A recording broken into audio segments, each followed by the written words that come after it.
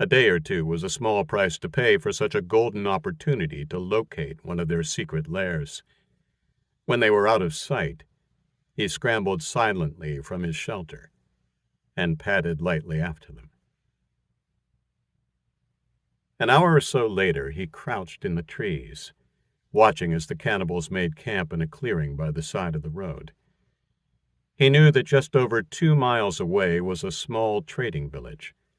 It was one of the few that had managed to survive outside of the 3 cities.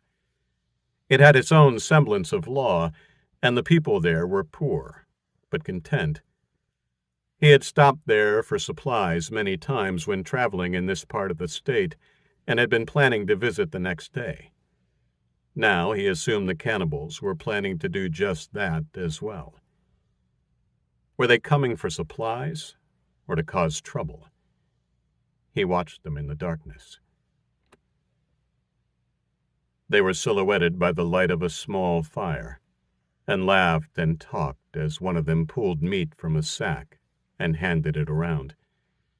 He couldn't see what they cooked on the points of the knives they held over the fire, but he knew well enough what it was. Anger licked at him like the flames licking the meat, and he briefly considered killing them right then. It would be easy enough, and certainly satisfying. They hadn't set a watch, and were preoccupied as they filled their bellies and talked. In the end, the chance of them leading him back to their base was too valuable to waste.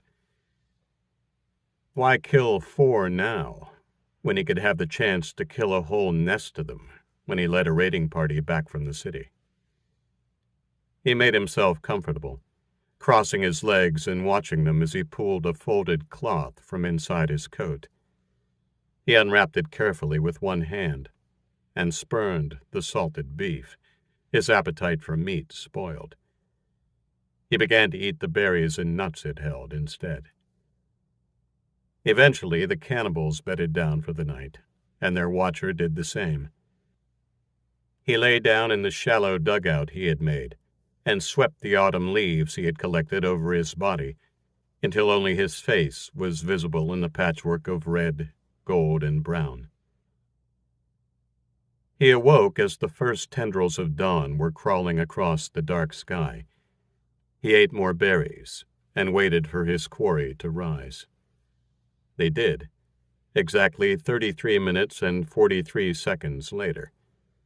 He clicked off his stopwatch.